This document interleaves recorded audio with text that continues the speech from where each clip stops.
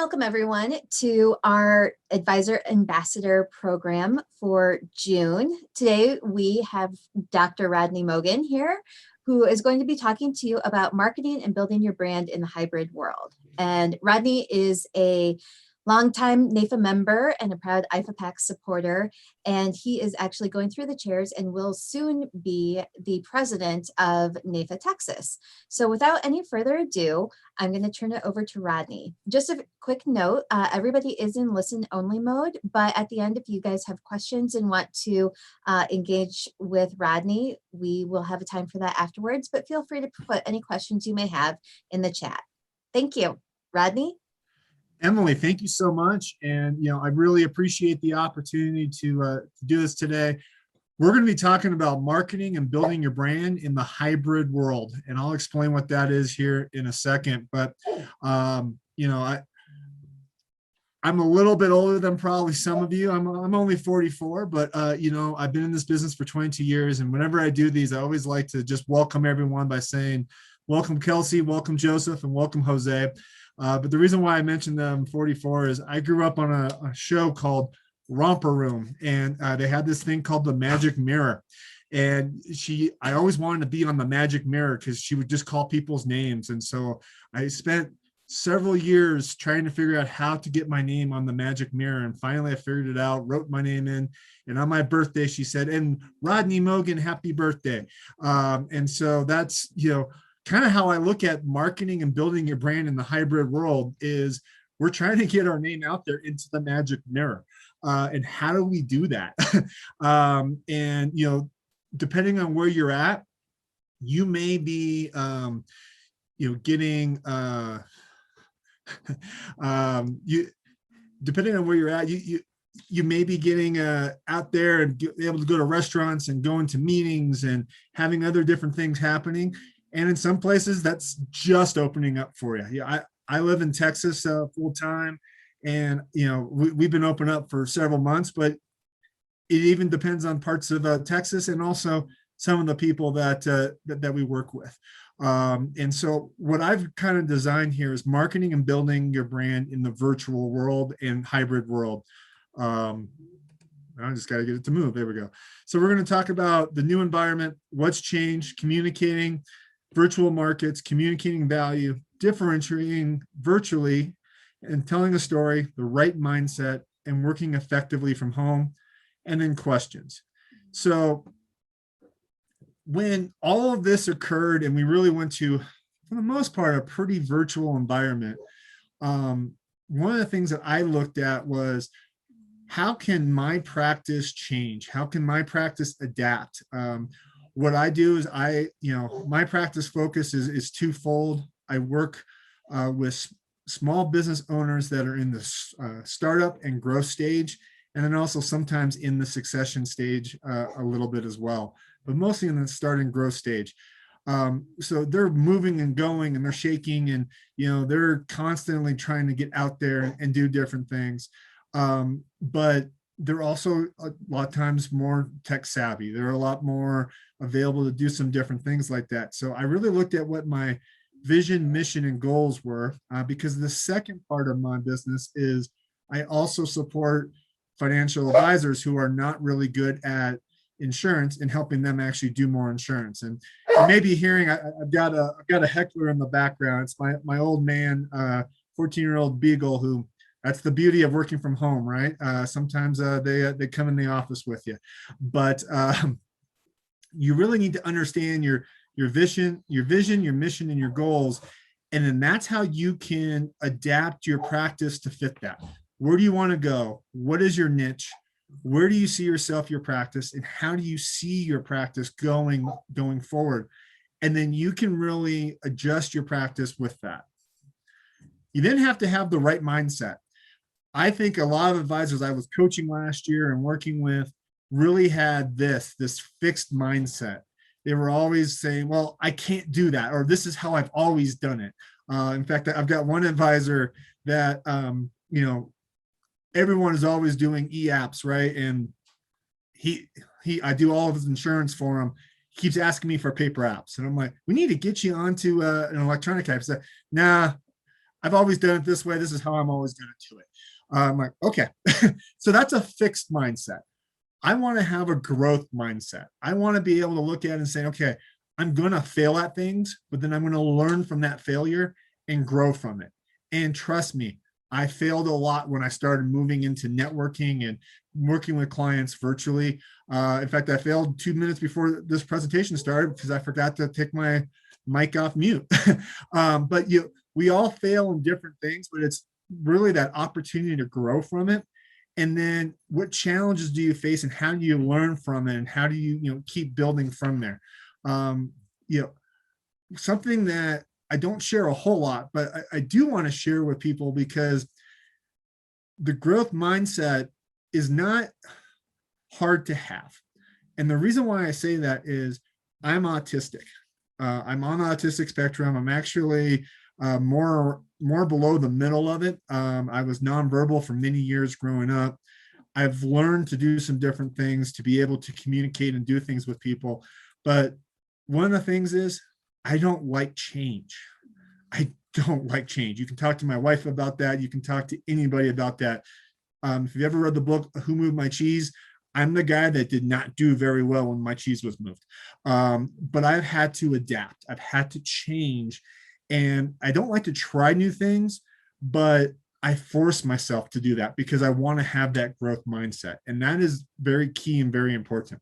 So one of the things is working from home effectively. When I first started working from home, most days I did shorts and t-shirts. I'm in Texas, it's warm most of the year.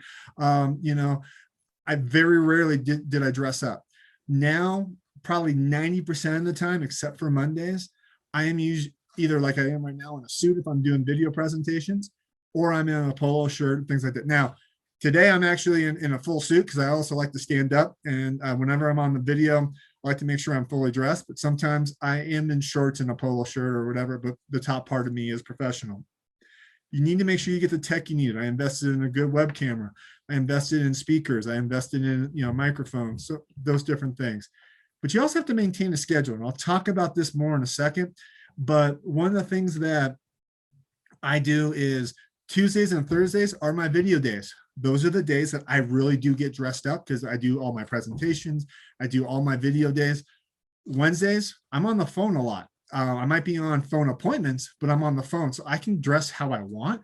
I might have the occasional video appointment on a Wednesday, so then I might have a polo shirt or something like that. Mondays and Fridays, it's shorts, t-shirt, sweats, whatever.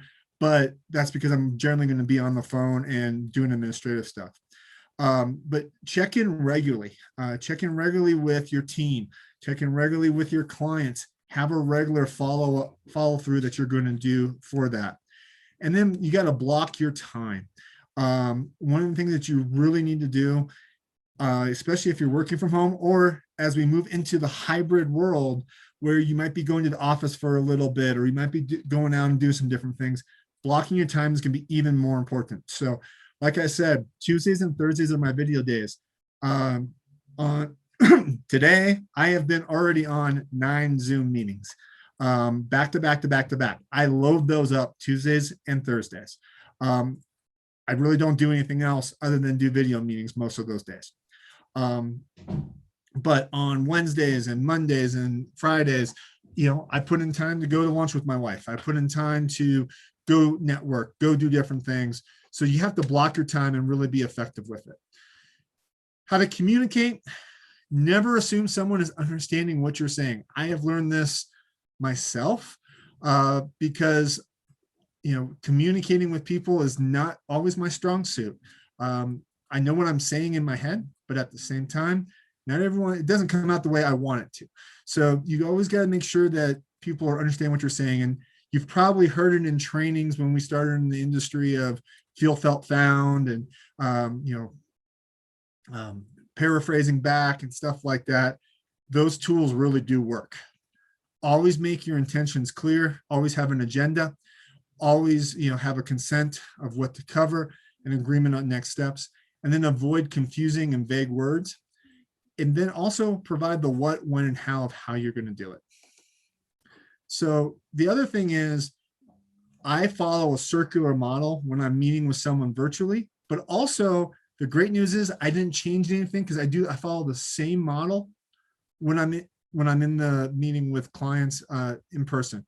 So I've got a communication policy. I have the different tools that I'm going to use, whether it's in person or virtually. I'm going to have a scheduling tool, Calendly. I'm going to have the video camera, or I'm going to have you know a dictaphone or recorder that I record meetings with when I'm in person with them, because I want to focus on them. I don't want to focus on taking notes. I want to hear what they have to say. I'm going to give them instructions how to get to my office or how to get online. I'm going to give them all the different things they need to do so that we can get there. I'm going to reset the expectations like I did at the beginning where I said, hey, I've got a heckler. He's barking. But letting people know that we're human, having that conversation. When I'm in person, guess what? My dogs are actually with me too, generally, if it's at my office, because I want my dogs with me. That's my family. So it's really having that expectation and having those different things. So you can see I have this circular communication model that I follow over and over and over again, but you got to adapt it for yourself. So the old way of marketing, the old way of building your brand is, seminars, dinners, mailings, calling, referrals, brochures. Not saying that those are dead, but I'm saying those are going to change drastically, and they already have. Seminars, you might probably aren't going to be able to do the 50, 60, 70 for a long time. Not because restaurants don't want you to do it or other places won't want you to do it. It's probably because people aren't going to want to be in a room, even though they're fully vaccinated, with 60, 70 people, crammed in together. So you might need to do a lot more little lunch and learns, a lot other little different things like that. Mailings, no one's really picking up the mail. No one has for a while. Calling has actually been an advantage for me as people are home. People are available. You just got to know when they're there and make those calls. Referrals are there, brochures. Where I've really moved to is social media. Now, social media is not a new topic, but I have a YouTube channel. I have LinkedIn. I have Instagram. And I'm starting a Reddit thread here shortly. I don't use Facebook for business. That to me is more of a personal thing, but that's my own deal. But I network a lot on LinkedIn. I network a lot using YouTube and Instagram. So those are some of the different things out there.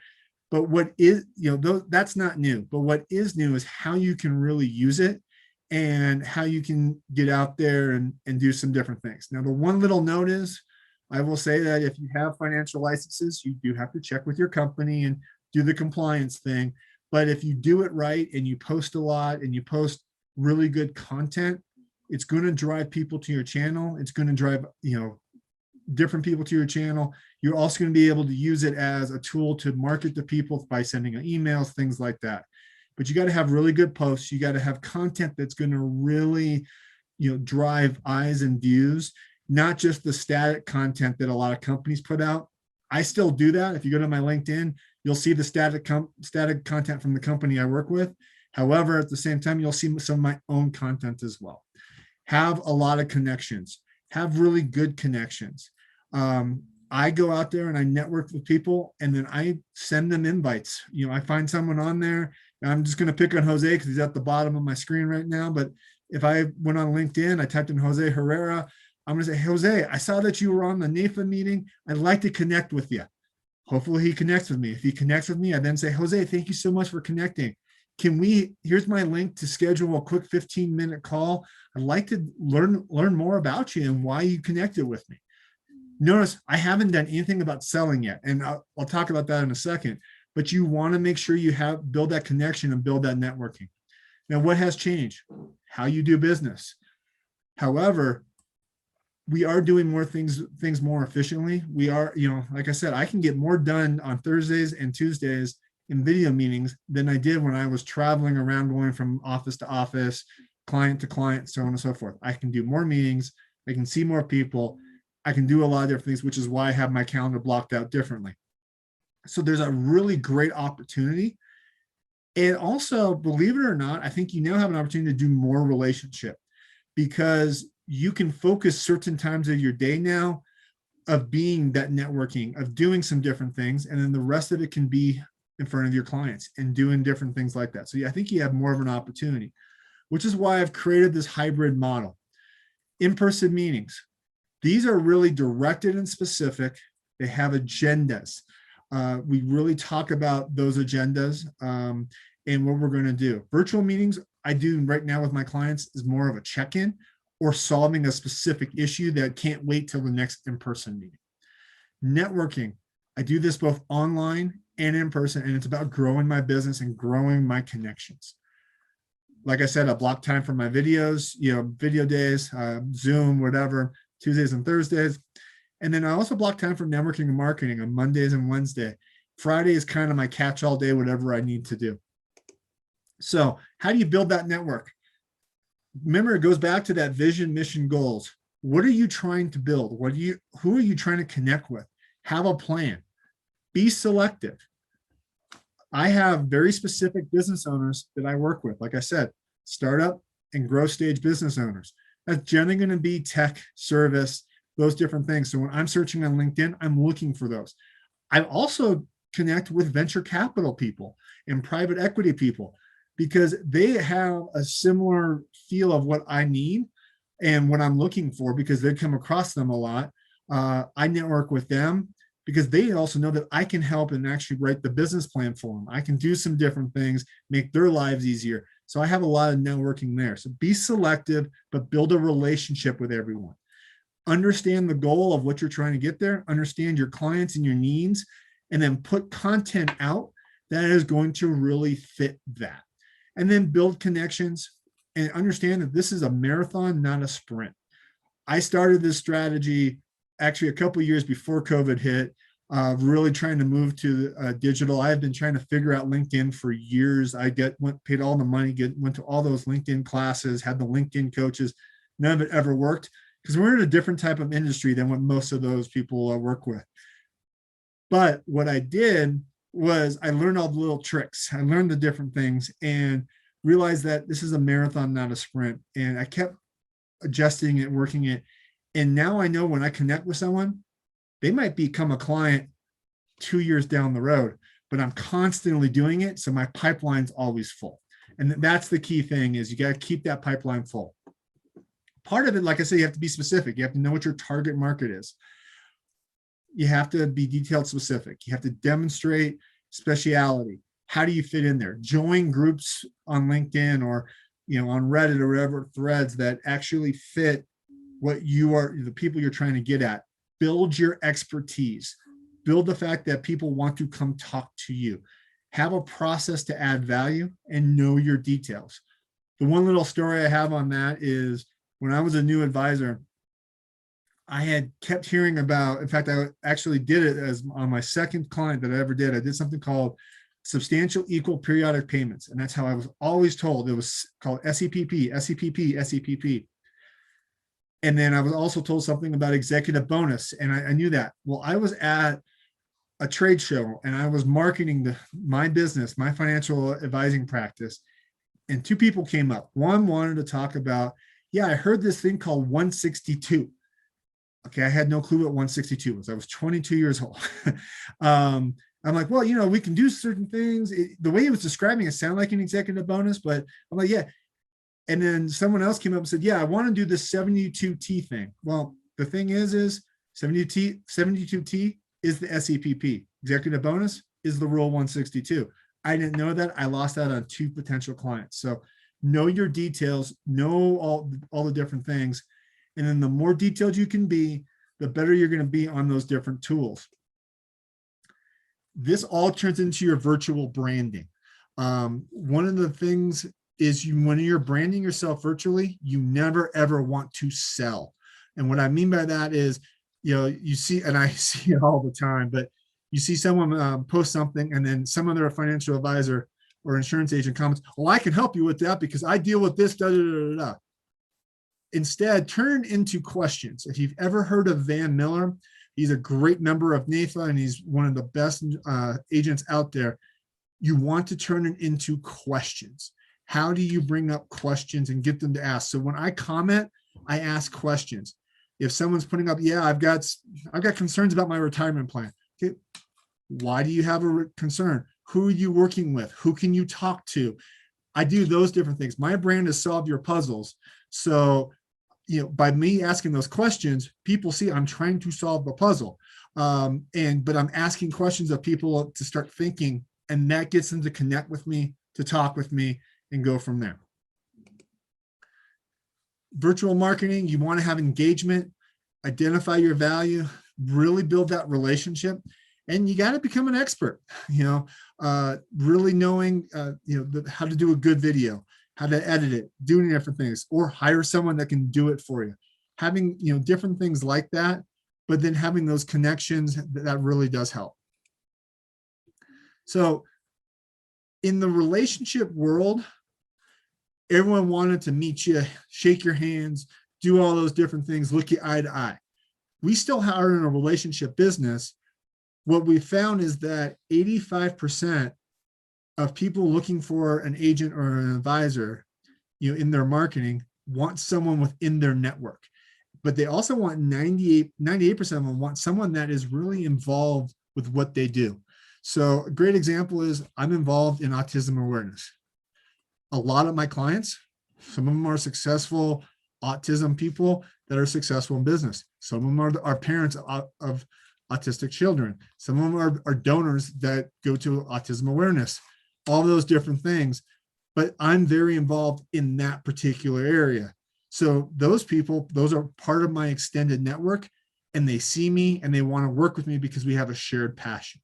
It also gives you a warm call, and it gives you some trust that you can build. So figure out what you really specialize in, what you're really good at, who you work with, and who you want to, make a difference, and that communicates your value. So common mistakes, I already mentioned the first one, and that is selling virtually. You never want to sell virtually, but asking right away is also a no-no. How many of you have ever gotten an invite to accept someone on your LinkedIn, and you accept them because you think you know them or you do know them or whatever, and then 2 seconds later, right after you hit yes, you get this, I am representing da da da da da, and I want to have an appointment with you, and blah blah blah blah blah blah blah. Okay, those are the people I immediately delete off my network. Like I said, I will invite you out because I want to get to know you. I will do those different things. I don't tell people what I do unless they ask. And so those are some of the things you want to take a look at. So you got to really differentiate yourself virtually, build a relationship, become introducible, have focused messaging, have your bullseye of your target market, tell stories, do different things.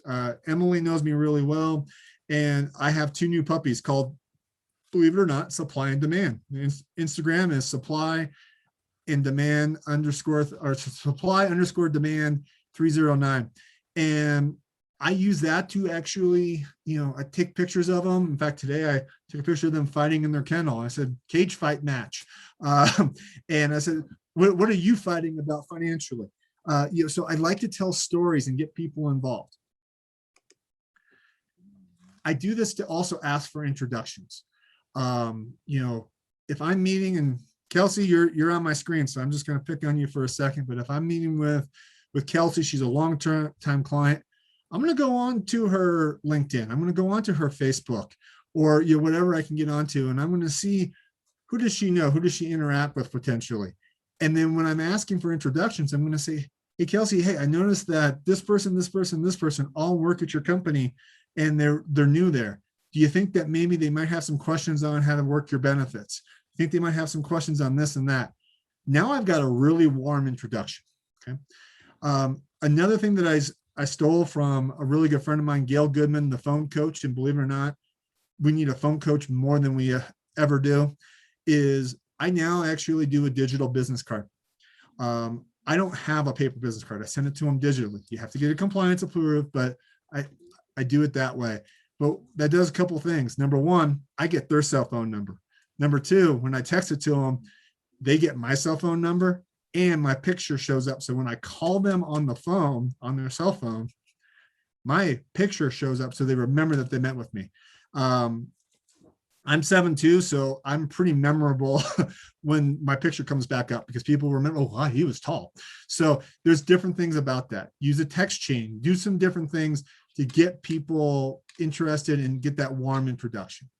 And then you got to have that part of the story of why are you viable? Why are you the person that they want to talk to?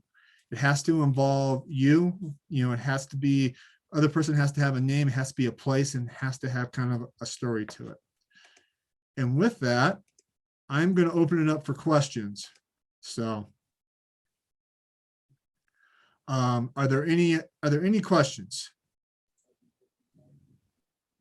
Rodney, thank you so much for your presentation and your insights. As you mentioned, I do know the Rodney story pretty well, but the importance of telling a story to make those connections is huge because, especially, just coming out of where we were in the world, excuse me, those connections just meant so much more. And so, showing the picture of your dog, and then all of a sudden it's like, oh yeah, I have a dog. And before the call, Rod, like, and then it's just this instant thing that you have in common with somebody, nothing to do with your business, but you kind of lay that common ground in that foundation. So that's really a fantastic way to use social media in that light. I also like doing your research on social media, because there's so much out there. And so who you want to connect with and things like that when Facebook, investigate. I won't say another word, but investigate via Facebook, what their connections are, what their interests are, what makes them tick. So yeah, definitely do that. And the other thing that I also wrote down from your presentation was be selective in networking. And I don't know if you guys were like me, but when you first got on LinkedIn, you're just like, yeah, okay, yep, sure. I have no idea who you are, what you do, but and now I look at my connections in LinkedIn, and it's like, why? Who was that person? What was, because you just didn't know, and it was new. And now I'm much more selective when somebody sends me a LinkedIn request, because it's like, okay, what's the end game here for both of us? Is this going to be a valuable contact for me? As you mentioned, the people who rush in and here I'm in your face, like sell, you're like, meh, no thanks. If your introduction to me in LinkedIn is a sales pitch, you're nope, not connecting with you. So so that was, but I remember in those early days of LinkedIn, you're just like, oh, somebody likes me. Like somebody thinks I'm important. Yeah, and I have 4,000 connections, and I meet with almost each one annually. Sometimes some of them a lot more. Like Emily and I pretty much meet with every month on different calls, so I interact that way. Or when we're at conferences for NAFA, things like that. But I have an interaction with almost every single person on LinkedIn. The ones I don't, I delete, because that's the whole point for me. It's networking, and it's leveraging that. And now I'm a weird guy. I've got 100 different financial recruiters that are on my that I'm connected with. And yes, they reach out to me, but you know what? The reason why I like having recruiters is because they also know sales managers. They know other advisors. They know other people that I can work with. They might know business owners and stuff like that. So there are, reasons for who I accept too. So. Yep, absolutely. No, that's great information. And as we enter into this new normal, for lack of a better word, I think everybody can agree that the world has changed, and this virtual online lifestyle that we've adopted will not go away. Like you mentioned, the hybrid model, because there is we've crossed a threshold that I don't think that we can turn back from, because the convenience and everything with being able to have the virtual meetings. Yes, do we still want to get together in person? 1000%. But sometimes does it make more sense to do it virtually? It's kind of like that expression that this meeting could have been an email, you know, kind of, how can we make everything more effective and productive, and make the most of our time that we have. Yeah, everything's going to go full circle eventually. Again, I'm showing my age. There used to be this commercial for United, and the boss walked in. Emily, you might remember this. The boss walked in and said, "Okay, we're going to do something different," and hands everyone out airplane tickets. We're going to go out and actually shake the hands of our clients because they had done everything on the phone, and that was revolutionary. That started business travel all over again. Well, right now we're in the hybrid area where I think a lot of us want to get out, but at the same time, a lot of our clients actually like the safety of doing it virtually. A lot of our clients like the ease of doing it virtually. So don't force them one way or the other, Yep. but have a hybrid model that you can do, and you kind of force them in a way. Like I said, for me, it's Tuesdays and Thursdays. That's where I do Zoom. But if you want to meet with me in person, I'll do that on Wednesdays. So you have a choice. It's just, what choice do you want? Exactly. So I'm gonna stop talking for a moment, give an opportunity for any of our participants if they would like to make any comments or questions for Rodney. You might have to unmute them, Emily. I don't know. I think you can unmute yourself if you'd like, or Perfect. put it in the chat, whichever you prefer. I know I'm not that good where I don't have any questions. So, no, all right. Well, I do want to thank, oh, there we go. Jose, we understand. We understand about the newborn and the noise. So we get that. Congratulations, by the way, Jose. That's, I want to thank you all for joining this call. And the whole point of this is NAIFA, National Association of Insurance and Financial Advisors. I really find it is a family. I think you will actually get a lot of value, and that's why we do these calls. Emily called me up a couple weeks ago, said, "Hey, Rodney, I really need you to do this because I just don't have someone for this particular day." I was like, "Sure." And, we all want to help, and we all want to have you part of NAIFA. I'm not going to hard sell you. I think that the National Association of Financial Advisors really is a family. I know there are, our co-yacht chair right now is second or third generation in NAIFA, Blake. His Blake's father second was, and Karina's third. So yeah, our two yeah, chairs so- are both. Yeah. So, I mean, both our yacht chairs are second and third generation. Blake's father used to be our national president. A lot of those different stories, people have grown up going to conferences. People know other different people. It's a networking. It's not, and the thing that kept me from NAIFA when I first started is, why would I want to join a group with a bunch of other financial advisors who I'm competing against? Well, what I have found is I'm not competing against them. I'm actually working with them.